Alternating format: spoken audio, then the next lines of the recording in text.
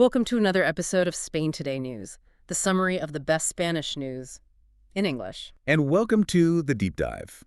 Today, we're looking at a really interesting set of sources. They paint a picture of Spain that feels, well, almost contradictory, like four different realities happening at once. That's right. You've got these record highs in the economy on one side. Yeah, amazing success there. But then serious political turbulence, a really historic legal situation playing out.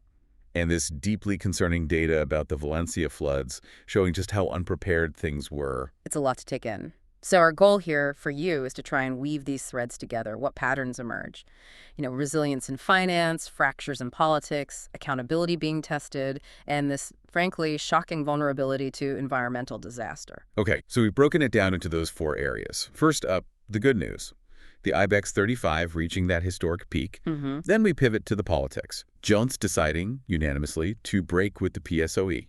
Big implications there. Third, we'll get into the details of the Attorney General's trial, completely unprecedented. Of course. And finally, we'll dig into that data from Valencia. The floods revealed a huge gap between the planning and the reality. Let's start with the economy then, because this Ibex story isn't just numbers, it's about, well, overcoming history. Okay, let's unpack this high point. The core fact is pretty spectacular. The Ibex 35, Spain's main stock index, has just soared. It hit 15,957.6 points. I mean, that's knocking on the door of 16,000. It really is a phenomenal number. But here's where it gets really interesting for you, the context. Right. What's fascinating psychologically is what record it just broke. This isn't just any peak. It surpasses the previous high set, get this, 18 years ago, November 2007. Wow, 2007. Just before the global financial crisis hit. Exactly. So for anyone who remembers that period, the crash, the recession, 2007 was the absolute peak before everything went south.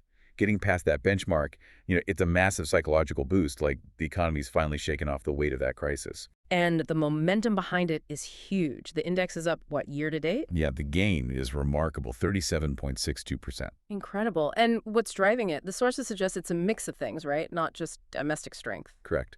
It seems to be fueled by strong company results coming out this week, anticipation around central bank meetings, and also a generally positive global mood, especially, less tension on the U.S.-China trade front before that expected Xi-Trump meeting. Okay, and who's leading the charge? Well, no surprise here. The banking sector is a major powerhouse. Big names like Santander, BBVA, they were posting strong gains. And other banks too, Unicaja, Bankinter, CaixaBank, all showing increases. It really underlines the recovery of a sector that was, let's face it, ground zero in the 2007 crisis. And beyond the banks? We saw some other standouts. Indra had huge gains, Mapfre as well. So it feels quite broad-based, this confidence. Broad, yes, but still nuanced. We should definitely mention, the sources point out, it wasn't universal gains. Big players like Rovi, Acciona, Iberdrola, they actually saw losses. So it's targeted growth, but clearly strong enough to lift the whole index to this historic point. Okay, and how does this fit globally? Well, Spain's definitely riding a wave of global optimism. European markets were a bit mixed. Paris and London down slightly, but Milan and Frankfurt were up. Right. And Asia saw really strong gains. The Kospi in South Korea broke 4,000 points. Tokyo, Shanghai, Shenzhen, all up too. So there's a lot of liquidity and confidence globally. And Spain, especially through its strong banks, is really tapping into that. So you've got this incredible economic confidence, this historic high, and then bam, you slam right into political chaos. It really is the paradox of Spain right now. It absolutely is. The news confirms Junts leadership, with Carles Puigdemont apparently back in the move, voted unanimously. Unanimously. To break their agreement with PSOE. Which just blows things wide open, right? Creates this uncertain scenario, leaves the government without a majority. It's a huge strategic shift. You have to remember, that pact was only signed last November 2023. And it was the whole basis for Sanchez getting invested as prime minister. Precisely. So you have to ask, what's the calculation here for Junts? Why risk bringing everything down now, especially when the government's survival hangs by such a thin thread? Well, Junts has been pretty clear about their reasons. They feel that the PSOE just hasn't delivered on key promises. They've listed them out, like items in a debit column, things owed. The biggest one they keep mentioning, official status for the Catalan language in the European Union. That seems to be the main sticking point. Although it is interesting, isn't it? The sources note the government quickly restarted talks with Germany on that very issue right after Junts made their threat public. A little bit of reactive diplomacy, maybe. But it wasn't enough, clearly. What else was on their list? Well, two other big ones according to the sources. First, the amnesty for Puigdemont himself. The application of that law is still pending a decision from the Constitutional Court, so that's hanging fire. Right.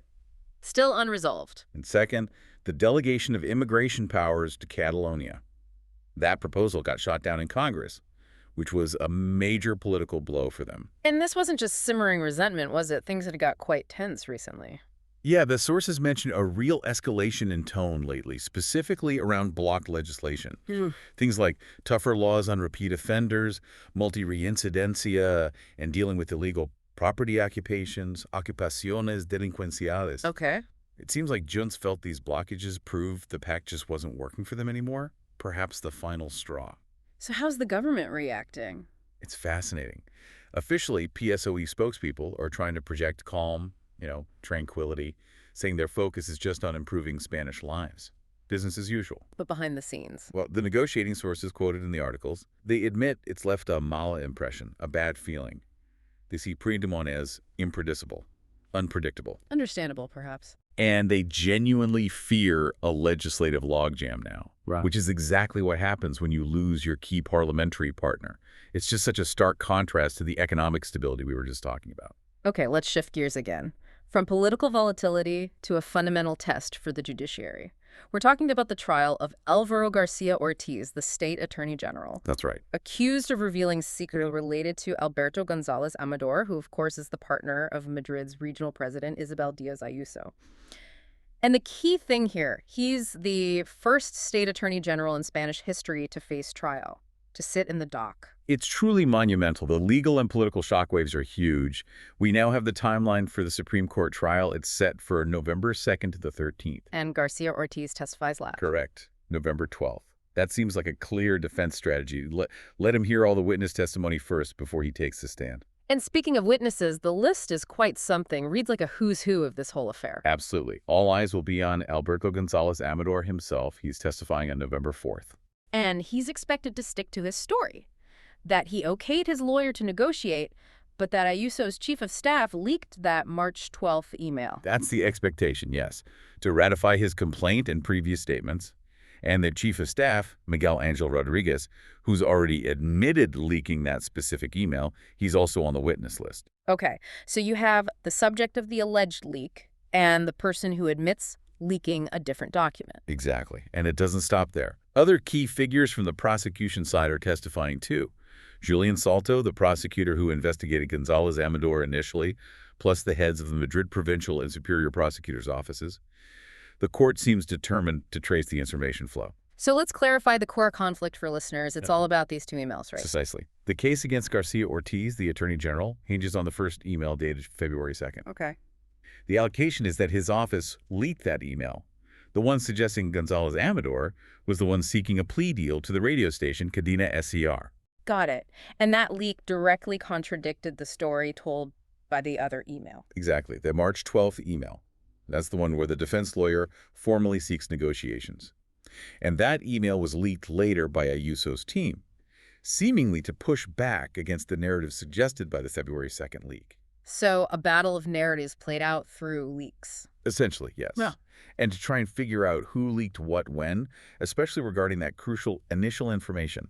Journalists who reported on the story back on March 13th are also scheduled to testify. Wow. The outcome here could set a massive precedent for accountability at the very highest levels of the justice system. No question about it.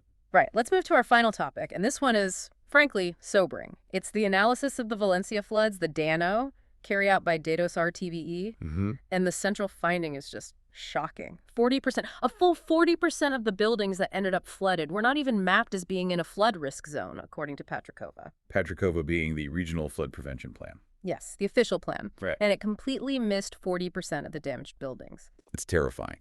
And it gets worse. If you add another 27% of buildings that were only classified as being in very low-risk zones, it means the damage was considered, statistically speaking, unpredictable for 68% of the entire affected area, 2/3. 68% unforeseen. That's staggering. We're talking thousands and thousands of property. Yeah, the numbers are huge. 18,000 parcels completely outside the plan's risk zones, plus another 12,000 in those very low-risk areas. And remember, this plan was last updated in 2015. It just wasn't adequate for what happened. And the sheer force of the water just overwhelmed everything. Completely. The sources give specific examples. In Paiporta, the flow in the Rambla del Pollo stream was estimated to be double the absolute maximum flood level the plan anticipated. Double. Wow. Resulting in 99% of the damaged properties there being outside what were considered non-floodable zones. 99%. Unbelievable. And in Util, the Magro River hit flows of 1,000 cubic meters per second. Its channeling capacity, just 75 cubic meters per second. Wow. Utterly overwhelmed. And the impact on infrastructure, on people's lives. Devastating. Over 600,000 people lost their water supply temporarily. Think about that. Yeah. Then you have 141,000 vehicles destroyed. Huge damage to the rail network. 560 kilometers of the local cercanías lines. 150 kilometers of the high-speed AVE lines. The economic disruption must have been immense. Huge. Yeah. Around 64,000 businesses were affected, particularly in the metal, wood, and food industries. And the environmental impact, too, the Albufeira Lagoon, received something like 50 to 70% of its entire annual water input in just one day. Goodness. The long-term effects on that ecosystem. Major concerns there, yes. Route. Changes to its structure, contamination, and this all points to a massive preparedness gap, especially for public services. How so? Well, 106 schools were damaged, 139 sports facilities. And the sources highlight something really telling. Some of these places, like in El Gemezi and Alzira, actually had flood adaptation projects approved back in 2023. Projects designed to protect them. Exactly. Yeah. But they hadn't been carried out yet when the flood hit. It's a tragic example of planning delays and infrastructure vulnerability meeting reality. Hashtag outro. Okay, so let's try and tie these four quite powerful and sort of conflicting stories together. What have you learned today from this deep dive? Well, we've seen the Spanish market hitting historic peak, showing real resilience, finally surpassing that 2007 benchmark. Yep. Post-crisis confidence, you could say. Right. But at the very same time, you've got this profound political fragmentation. Jones tearing up that crucial agreement with the PSOE over core issues like Catalan status, immigration, leaving the government really exposed. And then there's the legal system facing this unprecedented test with the Attorney General actually on trial. A massive moment for judicial accountability. And underpinning all that, this terrifying data from Valencia, where the official flood planning, Patricova, just drastically underestimated the real-world risk by almost 70% in terms of affected buildings being outside high-risk zones. So you've got the specifics now.